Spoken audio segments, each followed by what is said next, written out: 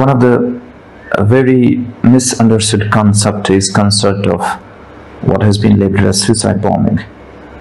It is martyrdom operations, and it is being known in Islam.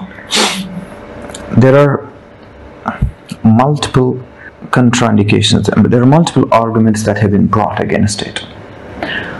Martyrdom operations: when a person presumes that he is going for sure at a particular place at a particular time, he goes against the presumption that a particular is going to a particular situation. It's not, we don't have situation. So వాడు మొహం చూడండి, వాడు ఒక doctor అనేటువంటి ముసుగులో ఎంత దుర్మార్గమైనటువంటి చర్యకు పాల్పడ్డాడో.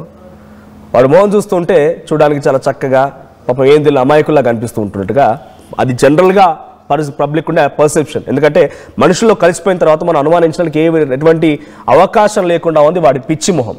కానీ వాడు చేసేటువంటి పనులేంటి? నేను మానవ బాంబుగా మారిపోయానంటే నా లక్ష్యం వల్ల అల్లాని చేరుకోవడం.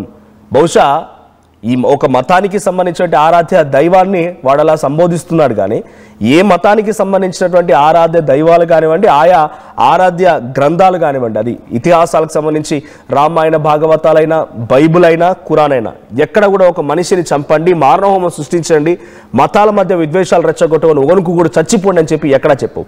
వీడు మాట్లాడిన మాటలు మరోసారి దేశవ్యాప్తంగా కొంత మతాల మధ్య విద్వేషాలు రెచ్చగొట్టే విధంగానే కనబడుతున్నాయి. కానీ ఈ వీడియో మీకు చూపించడం మా ఉద్దేశం ఏంటంటే, ఇంకో ఇలా మారిపోతూ ఉంటారు, ఈ మైండ్ సెట్ ఇలా మారిపోతూ ఉంటుంది.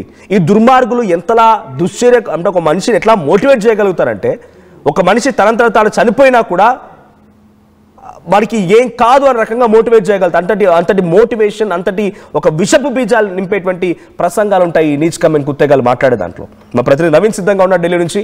నవీన్, సో ప్రజెంట్ మహిళలతో కూడా జైష్ ఈ మహమ్మద్ ఉగ్రవాద సంస్థ స్కెచ్ వేసినట్టు తెలుస్తోంది. మొన్న జరిగినటువంటి ఢిల్లీ రెడ్ ఫోర్ట్ బ్లాస్ట్లో కూడా ప్రధానంగా ఈ ఉగ్రవాద సంస్థే బ్యాక్ ఎండ్లో ఉందనేది అందరికీ అనుమానంగా పెద్ద ఎత్తున చర్చ జరుగుతున్న నేపథ్యంలో ఇప్పుడు మహిళలను టార్గెట్ చేసి మహిళలు వాళ్ళ సహాయ సహకారంతో మహిళలను ఉపయోగించి కొన్ని బ్లాస్ట్లు చేయాలనుకుంటోంది. సో ఇప్పటికీ కేంద్ర ప్రభుత్వానికి నిఘా సంస్థలు హెచ్చరికలు జారీ చేశాయి. సో ఎక్కడెక్కడ ఇటువంటి బ్లాస్ట్ జరగబోతున్నటువంటి ఏమన్నా సమాచారం ఉందా? నిఘా సంస్థలు ప్రభుత్వాన్ని హెచ్చరించాయా? సో ఆ మహిళల్ని అదుపులు తీసుకునే ప్రయత్నం ఏమైనా జరుగుతోందా? అల్ఫల్లా యూనివర్సిటీ పై ఎటువంటి నిఘా వేశారు? ఇంకా ప్రస్తుతానికి ఇన్వెస్టిగేషన్ లో కొన్ని అంశాలు కూడా వెలుగులోకి రావడం జరిగింది. ఈ నేపథ్యంలోనే కేంద్రానికి ఇంటెలిజెన్స్ వర్గాలు కూడా హెచ్చరికలు కూడా జారీ చేస్తూ ఖచ్చితంగా అప్రమత్తంగా ఉండాలి, దేశవ్యాప్తంగా ముఖ్యమైనటువంటి సిటీస్ లో కూడా హైలైట్ ఉండాలని చెప్పేసి కూడా ఇంటెలిజెన్స్ వర్గాలు కూడా చెప్పడం జరిగింది. ఎందుకంటే మొన్న ఢిల్లీలో జరిగినటువంటి ఈ బ్లాస్ట్ తర్వాత మరొక పెద్ద బ్లాస్ట్ చేపట్టాలని చెప్పేసి జైషే మొహమ్మద్ ఈ యొక్క స్కెచ్ వేసే కూడా తెలుస్తుంది. ఈ యొక్క స్కెచ్ మాత్రం అమ్మాయిలతో కూడా ఈ యొక్క ఉగ్రదాడికి ప్లాన్ చేసేటువంటి విధంగా కూడా ఒక ప్లాన్ కూడా చేసినట్టు కూడా తెలుస్తుంది. ఇదంతా కూడా ఆల్ఫా యూనివర్సిటీ కేంద్రంగానే ఈ యొక్క ప్లాన్ కూడా జరిగినట్టు కూడా ఇన్వెస్టిగేషన్ అధికారి కూడా ప్రస్తుతానికి ఈ అంశాన్ని కూడా వెలుగులోకి కూడా తీసుకురావాల్సినటువంటి పరిస్థితి నెలకొంది. అదే ఈ యొక్క బ్లాస్ట్ జరిగిన తర్వాత 10 మంది మిస్ అయ్యారు. వారు అందులో 3 కాశ్మీర్ చెందినటువంటి వారుగా ఇటు దర్యాప్తు బృందాలు కూడా చెప్తున్నారు. ఎందుకంటే వీరు ఈ బ్లాస్ట్ తర్వాతనే వీరి ఫోన్స్ అన్ని కూడా స్విచ్ ఆఫ్ అయినట్టు కూడా తెలుస్తుంది. ప్రస్తుతానికి వారిని పట్టుకునేందుకు కొన్ని టీమ్స్ కూడా ఏర్పాటు కూడా జరిగింది. ఒకవైపు ఎన్ఐఏ టీమ్స్ తో పాటు ఏటీఎస్, గుజరాత్ ఏటీఎస్ సంబంధించినటువంటి బృందాలు, ఇటు హర్యానా, ఢిల్లీ, పంజాబ్ ఈ 4 రాష్ట్రాలకు సంబంధించినటువంటి పోలీసులు కూడా వారిని పట్టుకునేందుకు అనేక ప్రయత్నాలు చేయడం జరుగుతుంది. ప్రస్తుతానికి వారి ఫోన్లు ఏ లొకేషన్ లో స్విచ్ ఆఫ్ అయ్యాయి, మరి అక్కడి నుంచి ఎక్కడికి వెళ్ళారన్న కోణంలో కూడా వారు దర్యాప్తు కూడా చెప్పడం జరుగుతుంది. అయితే ఈ యొక్క ఇన్వెస్టిగేషన్ లో మాత్రం కొన్ని కీలకమైనటువంటి అంశాలు బయటకు కూడా రావడం జరిగింది. ముఖ్యంగా ఈ యొక్క మహిళలతోటి ఈ యొక్క ఉగ్రదాడి చేసేందుకు అంటే నవీన్, జనరల్గా మహిళలతోని చేయాలనుకున్నా, మగవారితో చేయాలనుకున్నా ఒక్కరోజు, 1 గంట, 1 అరగంట సమయం పట్టే అవకాశం లేదు. వాళ్ళని ఈ రకంగా మలచాలి, వాళ్ళ మైండ్ సెట్ని మార్చాలంటే ఒకరోజు చెప్పగానే ఏదో కాంట్రాక్ట్ కాదు ఎగ్జిక్యూట్ చేయడానికి. సో వీళ్ళు మొన్నటి నుంచే ట్రైన్ చేసి ఉంటారు. సో ఈ మహిళలు నిజంగానే ఇప్పుడు ఎగ్జిక్యూట్ చేయాలనుకునే మహిళల్ని ఎక్కడ ట్రైన్ చేశారు, వాళ్ళు ఎక్కడుండే అవకాశం ఉంది, ఎవరిపై ఎక్కువ నిఘా వ్యక్తం చేస్తున్నారు, ఎవరిపై నిఘా పెట్టారు? సో వీళ్ళంతా కూడా అల్ఫల్లా యూనివర్సిటీ నుంచేనా? అంటే ఉమర్ నబీ విషయంలో చాలా లోతుగా డిగ్ చేసిన సమయంలో మనకు తెలిసిన విషయం, వీళ్ళంతా ఒకే రకమైన ఆలోచన కలిగిన వ్యక్తులంతా కూడా ఒక గూడు పుటానికి ఏర్పడి ఒక గ్రూప్గా ఏర్పడి వాళ్ళ టార్గెట్స్ని ఎగ్జిక్యూట్ చేయడానికి 2 ఏళ్ళు పట్టింది ఈ అమోనియా నైట్రేట్ పేలుడు పదార్థాన్ని తీసుకోవడానికి కూడా. సో అలాగే ఈ మహిళల్ని గ్యాదర్ చేయడానికి ఎన్ని రోజులు పట్టింది, ఎక్కడి నుంచి వీళ్ళందరినీ గ్యాదర్ చేశారు? సో అటువంటి దానిపైన నిఘా ఉందా? అంటే ఆపరేషన్ సింధూర్ జరిగిన తర్వాతనే ఈ యొక్క స్కెచ్ కూడా ఇంకా పూర్తిగా వేగవంతంగా చేసినట్టు కూడా మనకి తెలుస్తుంది. ఎందుకంటే ఆపరేషన్ సింధూర్ జరిగినటువంటి సమయంలో ఇటు జైషే మొహమ్మద్ సంబంధించినటువంటి ఆ స్థావరాలు ఏవైతున్నాయో ఆ స్థావరాలని పూర్తి స్థాయిలో ధ్వంసం చేసినటువంటి పరిస్థితి నెలకొంది. దాదాపు అక్కడ ఉన్నటువంటి చాలా మంది ఉగ్రవాదులు కూడా చనిపోయినటువంటి పరిస్థితి నెలకొంది. వారి కుటుంబ సభ్యులు కూడా చనిపోయారు. కానీ దాని తర్వాతనే భారత్ ని ఖచ్చితంగా ఎట్టి పరిస్థితుల్లో కూడా ఆ బ్లాస్ట్ కూడా చేపట్టాలని చెప్పేసి జైషే మొహమ్మద్ ఉన్నటువంటి కొంతమంది ఈ యొక్క ప్లాన్ కూడా వేయడం జరిగింది. ముఖ్యంగా వీరందరూ కూడా వైట్ కాలర్ టెర్రర్ గా ఎంచుకోవడం జరిగింది. అందులో కీలకంగా కొంతమంది మహిళలకు కూడా ఈ విధంగా ట్రైనింగ్ కూడా ఇచ్చినట్టు కూడా తెలుస్తుంది. వీరందరూ కూడా శ్రీనగర్ ఆ ప్రాంతంలోనే ట్రైనింగ్ కూడా ఇచ్చారు. కొంతమంది ఈ డాక్టర్స్ ఈ ఆల్ఫా యూనివర్సిటీలో కూడా రోజు ఈ విధంగా ట్రైనింగ్ ఉండేటువంటి అవకాశాలు ఉన్నాయని చెప్పేసి కూడా ఇటు డైరెక్ట్ సంస్థలు కూడా చెప్పడం జరుగుతుంది. కాబట్టి వీరందరూ భారత్ పై ఎట్టి పరిస్థితుల్లో ఈ యొక్క ఫిదాయిన్ దాడులు అంటే ఆత్మాహుతి దాడులు చేసేందుకు వీరు కొంత డొనేషన్ కూడా తీసుకున్నట్టు తెలుస్తుంది. పాక్ లో దాదాపు 20,000 రూపాయలు ప్రతి ఒక్కరు డొనేషన్ చేయాలి. దీన్ని నిధులు సేకరించేందుకు వీరు డిజిటల్ వ్యాలెట్ కూడా వాడినట్టు కూడా ప్రస్తుతానికి ఇంటెలిజెన్స్ అధికారులు కూడా గుర్తించినటువంటి పరిస్థితి. కాబట్టి భారత్ పై ఈ యొక్క కొత్త కుట్రలు చేసేందుకు జైషే మొహమ్మద్ సంబంధించినటువంటి కొంతమంది గ్రూప్స్ కూడా ప్లాన్ చేస్తున్నారు. కాబట్టి పూర్తి స్థాయిలో సెక్యూరిటీ అంతా కూడా హై అలర్ట్ కూడా చేసేటువంటి పరిణామాలు కనిపిస్తున్నాయి. ఈ అంతా డబ్బులు సేకరించేందుకు మాత్రం ఒక కొత్త యాప్ అంటే పాకిస్తాన్ చెందినటువంటి ఒక సదా యాప్ అని వారు ఎంచుకున్నారు. ఆ సదా యాప్ ద్వారా ఈ జైషే మొహమ్మద్ సంబంధించినటువంటి వీరందరూ కూడా డొనేషన్ సేకరించి ఈ ఆత్మహత్య దాడికి చేసే దాడి చేసేటువంటి కొంతమంది ఎవరైతే ఉన్నారో వారి కుటుంబానికి కావచ్చు, ఇటు జైషే మొహమ్మద్ కి కొంత వాడుకునేందుకు ఈ డబ్బులు కూడా అవసరం ఉన్నాయని చెప్పేసి కూడా ఈ యొక్క ఇన్వెస్టిగేషన్ కూడా తెలియనటువంటి పరిస్థితి నెలకొంది. కాబట్టి మిగతా ఆ 10 మంది కోసమే ప్రస్తుతానికి పోలీసులు కూడా ఇంకా సర్చ్ ఆపరేషన్ చేపట్టడం జరుగుతుంది. అంటే నవీన్, ఇటువంటి ఒక యాప్ ని రెడీ చేసి యాప్ ద్వారా ఫండింగ్ తీసుకున్నారంటే దానికి ఫండింగ్ చేసేవారు కూడా అదే రకమైన ఆలోచన కలిగిన వారే. సో ఇప్పుడు వారిపై ఎటువంటి నిఘా ఉండబోతోంది? ఇంతకీ యాప్ ని మీరు చెప్తున్నటువంటి యాప్ ని కేంద్ర ప్రభుత్వం పూర్తి స్థాయి ఇన్వెస్టిగేషన్ కోసం ఉపయోగిస్తోందా? యాప్లో ఎన్ని ఫండ్స్ వచ్చాయి, ఎవరెవరు వేశారు, భారతీయులు ఉన్నారా దాంట్లో, లేకుంటే ఇతర దేశస్తులు ఉన్నారా, ఇటువంటి ఇన్ఫర్మేషన్ అని తెలుస్తోందా?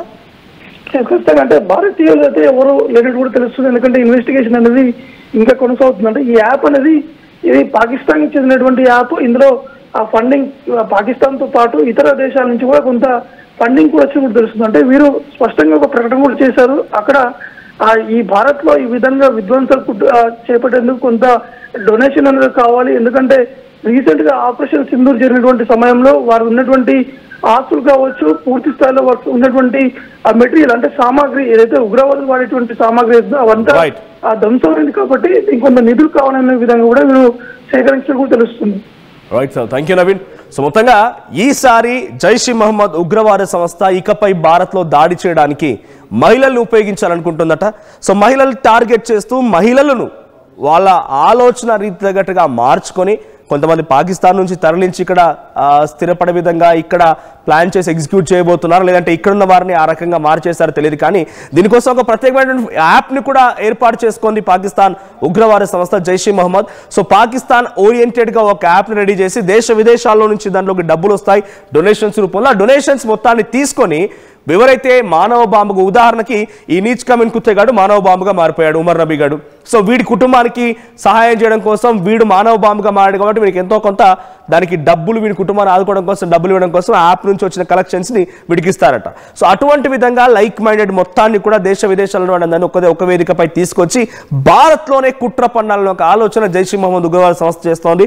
సో ఇక్కడ మీకు కనిపిస్తున్న విజువల్లో అది బ్లాస్ట్కి ముందు ఉమర్ నబీ గాడు వెళ్తున్నటువంటి ఆ సిచ్యువేషన్, సీసీటీవీ ఫుటేజ్. ఇక్కడ కనిపిస్తున్నటువంటి ఈ దుర్మార్గుడే ఇక్కడ ఆ కార్లో వెళ్తూ ఉన్నాడు. ఇదొక బయట అంటే బిఫోర్ రెడ్ ఫోర్ట్ దగ్గర జరిగేటువంటి ఆ బ్లాస్ట్ కంటే మునుపు వీడు బయట తిరుగుతున్న విజువల్స్ ఇప్పుడు కేంద్ర బలగాలు, ఎన్ఐఏ మొత్తం కూడా కలగలిపి చాలా కూలంకషం, చాలా pin to pin investigation important ఇక్కడ. ఎందుకంటే వీడికి ఎవడు సహకరించాల నుంచి మొదలుకుంటే ఎలా జరిగిందనేది వారికి తెలుసుకుంటేనే దీని వెనుక ఎవరున్నారు, ఎంతమంది గూడు పుట్టాలని తెలిసే అవకాశం ఉంది. సో ఇది ఉమర్ నబీ చివరి నిమిషంలో వాడు చనిపోకంటే మునుపు వాడు ఒక వీడియో రికార్డ్ చేసి పెట్టుకున్నాడు. ఏమని, నేను సాధారణమైన మరణాన్ని పొందడం లేదు, నేను అల్లా దగ్గరికి వెళ్తున్నాను, నా లక్ష్యం అదే అని చెప్పేటువంటి ఒక మత విద్వేషాలు రెచ్చగొట్టే విధంగా వాడి వ్యాఖ్యలు ఇప్పుడు మరోసారి పెద్ద ఎత్తున చర్చనీయాంశంగా మారాయి. So please be careful.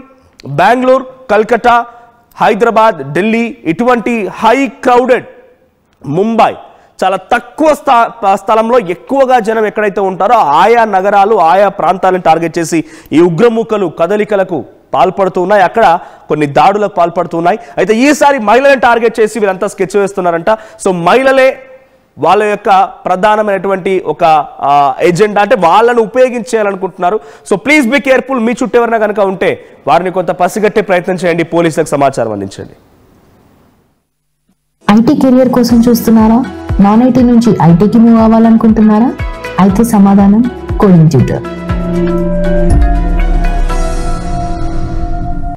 చరిత్ర సృష్టించినోడు ఇప్పుడు ఆ చరిత్రని తిరగరాయబోతున్నాడు. అబద్ధాల గోడల్ని బద్దలు కొట్టి నిజాలను రాగా మీ ముందుంచబోతున్నాడు. నిజమైన వార్తల కోసం వెంటనే డౌన్లోడ్ చేసుకోండి రా యాప్ని.